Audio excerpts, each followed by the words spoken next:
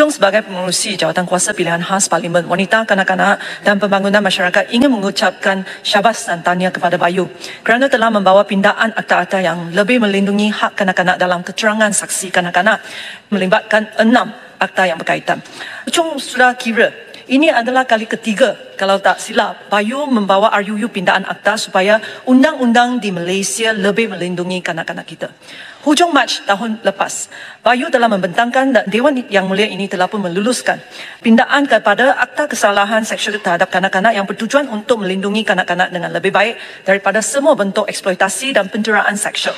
November tahun lepas, Bayu sekali lagi membentangkan dan Dewan ini meluluskan RUU pindaan akta 597 Akta Suhakam supaya mandat Pejabat Pesuruhjaya Kanak-kanak OCC diperkasa dalam melindungi dan memelihara hak kanak-kanak di Malaysia. Terdapat 9.13 juta kanak-kanak di Malaysia, iaitu hampir 1/3 populasi kita.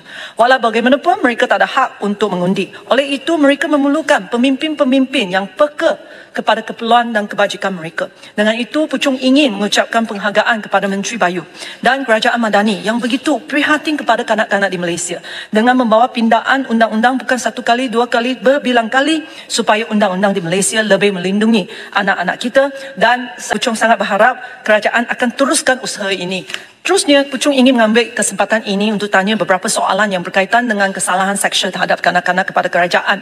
Isu pertama adalah berkenaan dengan statistik tempoh perbicaraan kes kesalahan seksual terhadap kanak-kanak. Untuk makluman Dewan Yang Mulia ini, Pekeliling Ketua Pentadbir Bilangan 2 tahun 2017 telah pun memperuntukkan bahawa kes yang melibatkan kesalahan-kesalahan seksual terhadap kanak-kanak siap dalam tempoh 12 bulan. Puchung ingin tahu bagi tahun 2023 dan 2024, berapakah peratus kes yang dapat mencapai KPI ini? Untuk kes backlog semasa krisis COVID, adakah mahkamah telah pun clear?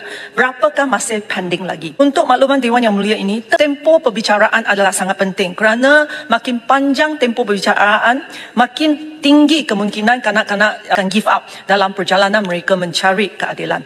Isu kedua adalah berkenaan dengan Mahkamah Jenayah Seksual Kanak-kanak JSKK. Berapakah Mahkamah JSKK sekarang dan adakah kerajaan berancang untuk memperbanyakkan lagi Mahkamah JSKK? Apakah status inisiatif Mahkamah bergerak melalui Belanjawan 2024 dan adakah kerajaan berancang untuk menggunakan prasarana bergerak untuk memudahkan mangsa jenayah seksual kanak-kanak supaya mereka tidak perlu pergi jauh dalam menghadiri perbicaraan JSKK? Akhir sekali, JKPK Wanita, Kanak-kanak dan Pembangunan Masyarakat sekarang sedang menyediakan penyata bertajuk Sistem Keadilan Jenayah Terhadap Mangsa Seksual Kanak-kanak di Malaysia yang merangkumi show kepada pelbagai pihak kerajaan untuk menambah baik keadaan yang sedia ada berkenaan dengan kesalahan seksual terhadap kanak-kanak. Penyata ini akan dibentangkan sebelum sesi parlimen ini habis. Saya sangat berharap ahli-ahli yang berhormat boleh baca dan menggunakan poin-poin dalam perbahasan YBYB sekalian pada sesi-sesi parlimen akan datang.